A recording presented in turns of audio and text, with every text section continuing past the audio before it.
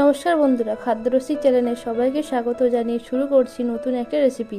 আজকে আমি আপনাদের দই দিয়ে পটলের একটা রেসিপি বানিয়ে দেখাবো। দুর্দান্ত স্বাদের এই রেসিপিটা একবার বাড়িতে বানিয়ে খেয়ে দেখবেন। তো চলুন দেখে নেওয়া যাক আজকের রেসিপিটা বানানোর জন্য 500 গ্রাম পটলকে এইভাবে খোসা ছাড়িয়ে নিয়েছি।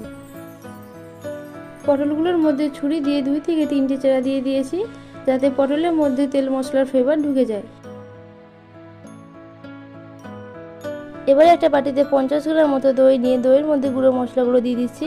1 চামচ কাশ্মীরি লঙ্কা গুঁড়ো, 1 চামচ জিরে গুঁড়ো, 1 চামচ ধনে গুঁড়ো, হাফ চামচ মেথি গুঁড়ো, 1 চামচ মৌরি গুঁড়ো দিয়ে ভালো করে মাখিয়ে রাখতে হবে। এবার কড়াইতে কিছুটা পরিমাণ সরষের তেল দিয়ে দিচ্ছি। তেলটা গরম হয়ে গেলে পটলগুলো দিয়ে দিচ্ছি।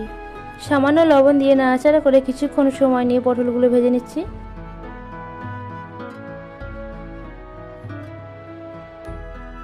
পটলগুলো ভাজা হয়ে গেছে, এবার তুলে রাখছি।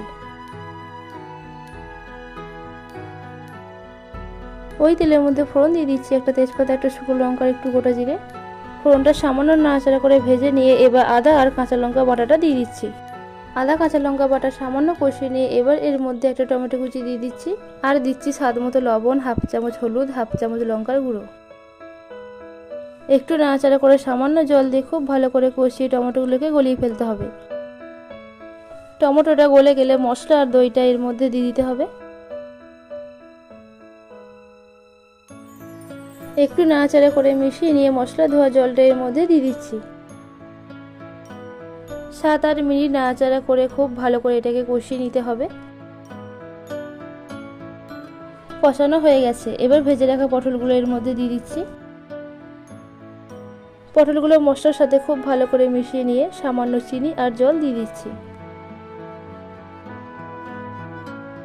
সামান্য নাড়াচাড়া করে 5 মিনিটের জন্য ঢাকা দিয়ে দিচ্ছি।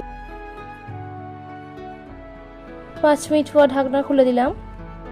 তো দেখুন তেল ছেড়ে দিয়েছে, রান্নাটা প্রায় রেডি হয়ে গেছে। সব শেষে সামান্য গরম মশলা দিয়ে মিশিয়ে দিলে দারুণ টেস্টি দই পটল তৈরি হয়ে যাবে। তো বন্ধুরা, ভিডিওটি ভালো লাগলে লাইক আর সাবস্ক্রাইব করতে ভুলবেন না।